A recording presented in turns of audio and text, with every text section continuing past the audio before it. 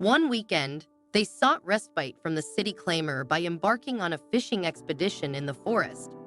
A group of approximately 20 individuals assembled, gathering all the requisite gear for angling and trekking: fishing rods, tents, sleeping bags, camping provisions, warm attire, and sturdy footwear. Friday evening marked the commencement of their journey, which commenced with a bus ride to a neighboring village, followed by a trek through the woods. Their guide, a student intimately acquainted with the forest due to his upbringing on its fringes, led the way. Despite his aloof demeanor and perceived eccentricities, his knowledge of the terrain proved invaluable. He adeptly identified prime fishing spots, demonstrated fire-starting prowess, facilitated tent pitching, and prepared meals over the campfire. Camp setup was swift, transitioning seamlessly into the pursuit of fishing. Within hours, the aroma of freshly brewed fish soup permeated the air, courtesy of their freshly caught bounty. Post-dinner, the strumming of guitars was interrupted by the haunting cry of a wolf. Familiar with the unnerving effect of a wolf's howl, they were acutely aware of the predator's proximity and their own vulnerability.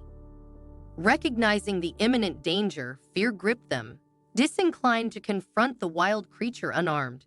Nevertheless, a few daring souls, including the forest-reared youth, armed themselves with makeshift weapons and ventured towards the source of the howls, aiming to deter the predator.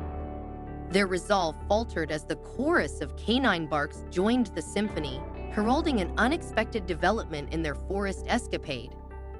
Silently, they threaded their way through the dense foliage of the forest, mindful to avoid unnecessary noise. The distant barks of the dogs grew louder, guiding them toward their target. Eventually, the thicket gave way to a sprawling clearing, where a tense tableau unfolded before their eyes. A pack of stray dogs encircled a solitary wolf, gradually tightening their perimeter in preparation for an assault. The students deduced that the dogs, alerted by the wolf's howl, had rallied to defend their territory against the intruder. Though wolves typically roam in packs, this lone individual found itself at the mercy of its adversaries. Yet, undeterred, the wolf bared its teeth, ready to defend itself. Observing the unequal standoff, the students' courage surged, realizing the diminished threat posed by the outnumbered wolf. Some even wagered on the outcome of the impending skirmish, engrossed in lively debate as they overlooked one crucial detail: the student from the forest outskirts, who was preoccupied with a separate mission. Meanwhile, the pack of dogs lunged at the wolf, initiating a frenzied assault. Despite the wolf's valiant resistance, it soon succumbed to the overwhelming force of its attackers, falling to the ground.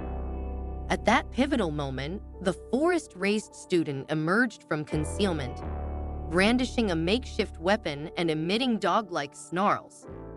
He intervened, bravely interposing himself between the combatants, striking the dogs in an effort to drive them away from the fallen wolf. The students watched in astonishment, perplexed by the forest dweller's unexpected intervention. Why did he choose to aid the wolf rather than the dogs? Such actions seemed inexplicable to them.